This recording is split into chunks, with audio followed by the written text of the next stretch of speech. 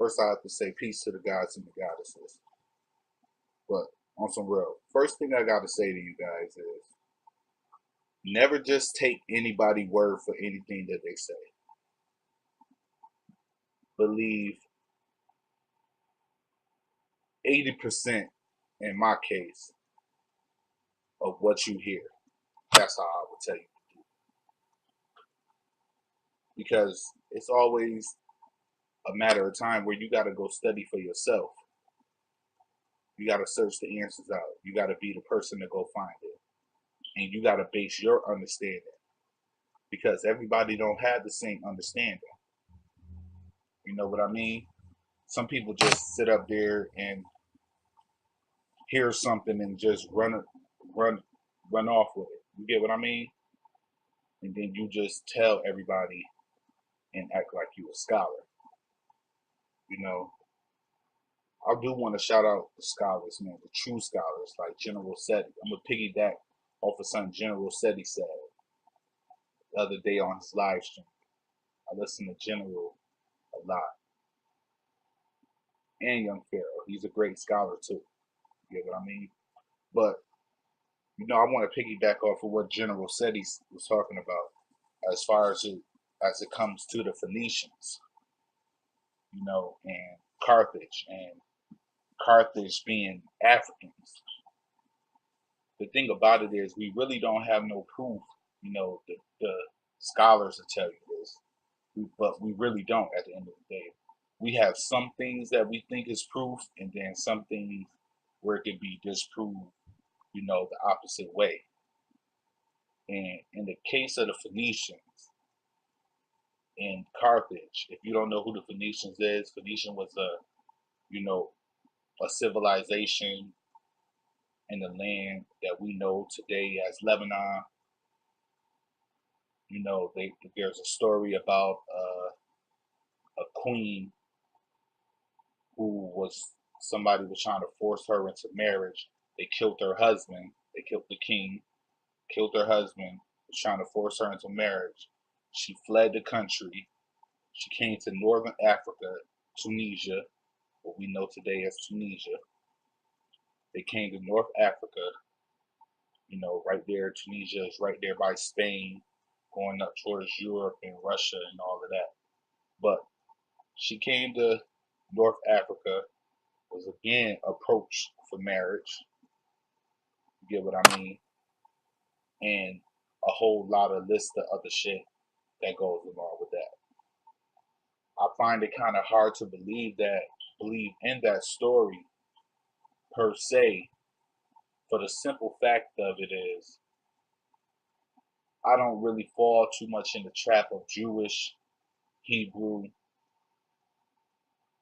and Arabic and all of those type of people like that in that shape or form. You get what I mean?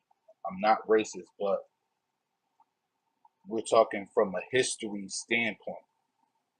This is where we're talking about. And a lot of the things that they brought to the world and broadcast to the world, I don't believe in a lot of that, such as Islam,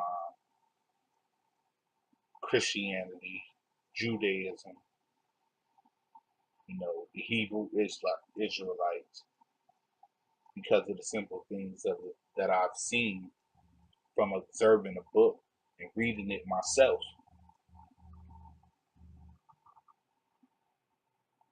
But I try to keep an open mind to all aspects of the story. So I had to give that one to you. But if I would have to state about truly who the Phoenicians was, I would say that they was northern Africans who migrated to that land over there. Because not only at that time did you have Africans going to Greece, going to the Americas, like Seti was speaking on, which is true. But you also had Africans migrating up through Spain, through Sicily, through through the Middle East, which of course would be going towards Lebanon. in the modern day Israel. You had Africans that was going through all of those lands at that point in time through trade routes. People don't talk about how fond Africans was to trading.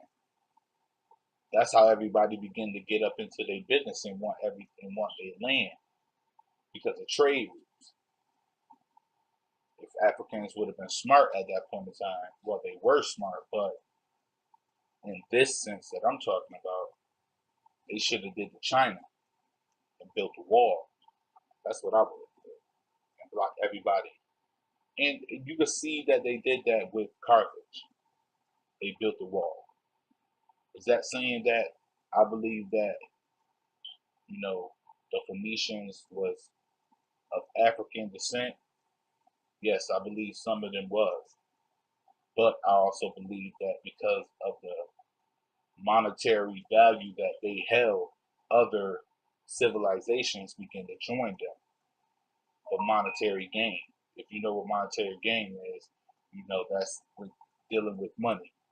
How much money you get, how much goods do you have, and that's what was the main prospect of everything that was going on at that point in time in that area in the Mediterranean Sea. You get what I'm saying? Trade. Now, the reason that I sort of kind of believe that I wouldn't necessarily say Phoenicians in this characteristic, because we know the people who made the Phoenicians a well-known army, a well-known civilization, was through the name of Carthage. The people called themselves Carthaginians. This was on the tip of Africa, North Africa to be exact, as in the land that I told you before, Tunisia. Now, this was a trade route. And the story that is told that's beside what I'm saying right now, as far as with the queen escaping Lebanon to run to Tunisia and migrate with those people and rule. They said she bought some land and made her civilization out, which ain't something that if you really look at, let's get to the point. At that time, it's not like they just went in and just bamboozled Africa, the whole Africa, let's say, because some Africans at that point in time, like the transatlantic slave trade, they was bamboozled, and gave away their captives, other tribes that they went to war with and they captured. So now, we're not going to say that every African civilization at that point in time was a pushover. So let's take into the fact that she went over there, that she did go over there, and that she went in amongst a tribe of people, a nation of people who were already thriving at that point in time, and bought land and created a civilization on their land. That story right there just sounds stupid. That story right there just sounds like real dumb. You get what I mean? And just like with the story of Hannibal, first of all, if you know what a Semitic is, a Semitic person, that's who's being referenced as a Phoenician, you know that they are of the Middle Eastern descent, that most likely they're not white, and they have some type of tint to their skin. Maybe not wool as they hear, but they do have some tint to their skin. So we already gathered that basis right there. Hold on, my phone going off. Now we already gathered that basis right there. So now we have to come into the fact of what the Romans portrayed Hannibal as. If you look at any statue that they claim to be Hannibal, you will know that that's a European descendant. You get what I mean? There's no hint or trace of, let's say, any Arab descent in those pictures.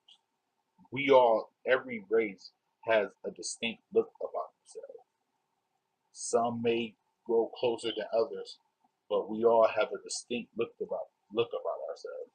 And from the statues that the Greek and the Romans were showing, that couldn't have been Hannibal if he was a Phoenician. Not even bringing into effect that he was from Carthage, which is a northern African civilization that's on the tip of Africa, across the sea from Sicily, Spain, Rome, you know, the whole, shebang. So if this man is Semitic, that means Arabic, Middle Eastern descent, which was this queen, and he's part of her people. If he was of that descent, and they went to the tip of Africa, where we all know that Africans was dwelling at that point in time, and they intermingled with each other and made, babies and stuff of that effect, then the pictures, quote unquote, the statues that we see inside of their museums, it can't be Hannibal. Now, we do know of Carthage, Carthage, Carthage, stones and pictures and, pottery and stuff. And if you ever seen a picture or, carving, anything that was in Carthage, they had people that was white, well, Middle Eastern lookish, excuse me, and they had people of dark complexion. You look through the whole entire history of Carthage, and you can see that they had African descended pictures of people from Africa, and they also had people of Middle Eastern, complexions with a little, with a little bit of tint in their skin, but with straight hair.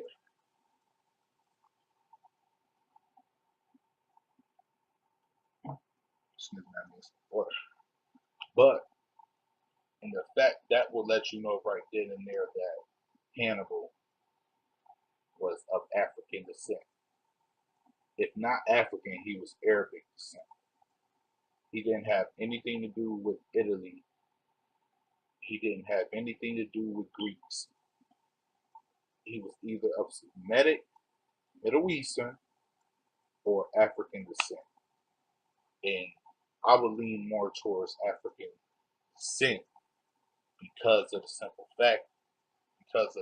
fact, that when they trampled Italy, they captured it. And if you look at anybody, not even Italy, parts of Sicily, when they was ruling in Sicily, you could see from Sicilians. If you go over to Sicily right now, you see some Sicilians. Some Sicilians are darker than me. Some are lighter, but you got a lot that's dark too. That's from the intermingling with Carthage. Further bases that these people were of African descent.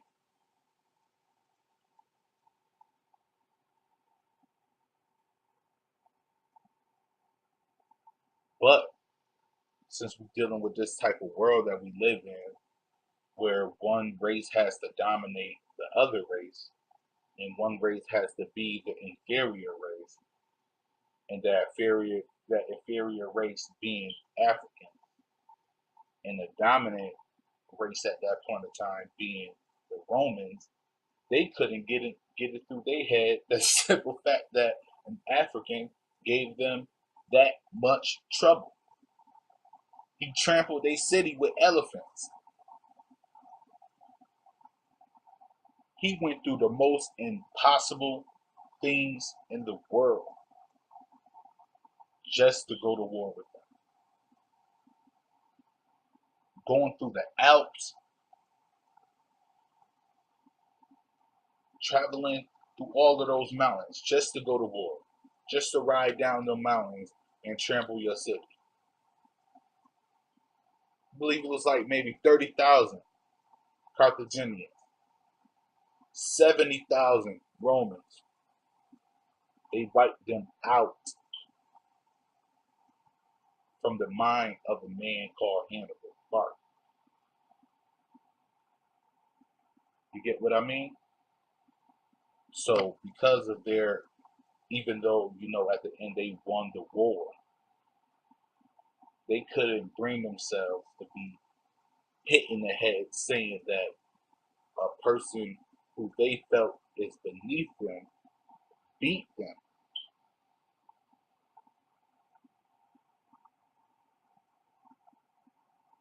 Why? Because he was African. But does that make the Phoenicians African? Some say yes, some say no. I would say no. I believe maybe they was the people who was over there in, Lebanon doing their thing. But I don't think that they was the mastermind behind the whole entire organization that was going on at that time. You get what I mean?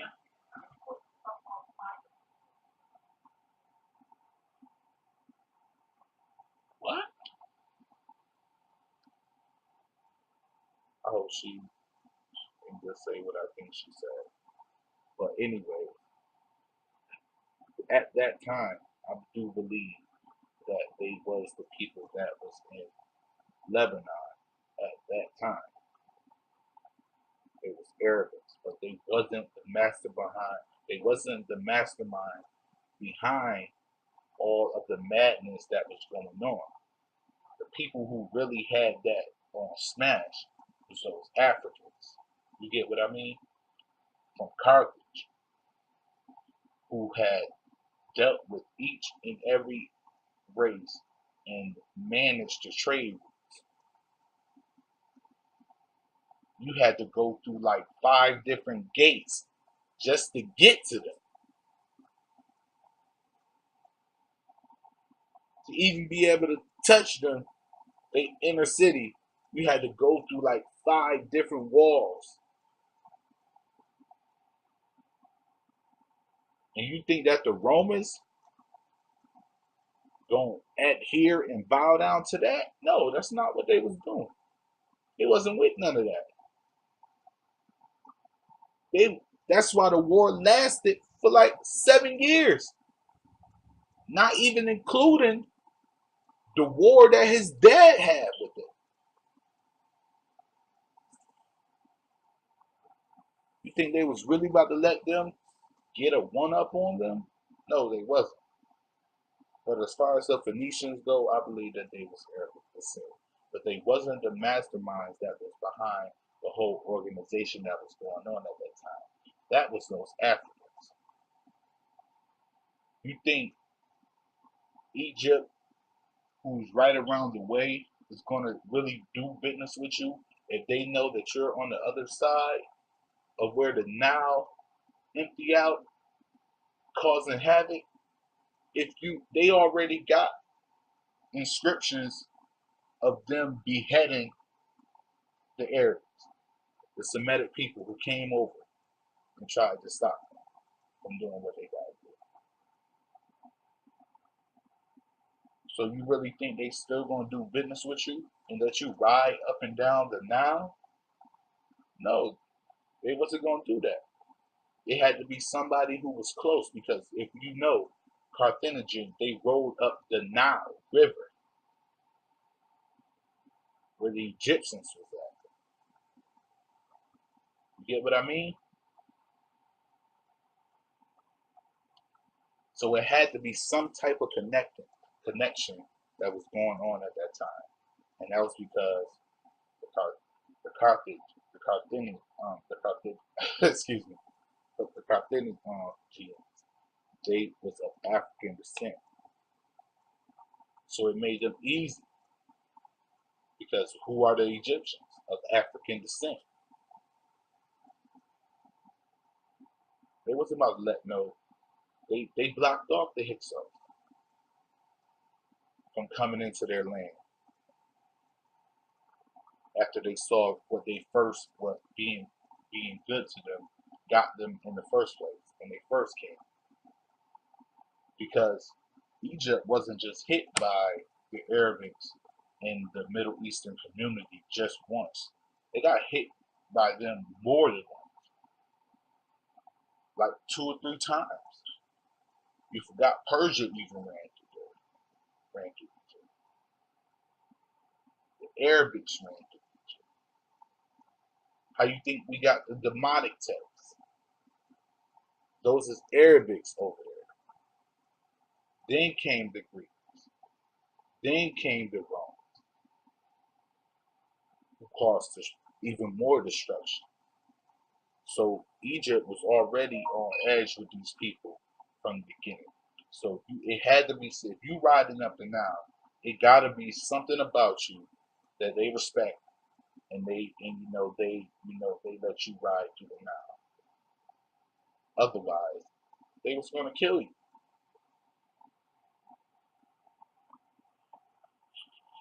But anyways, man, peace to the guys and the guys. Study for yourself, though.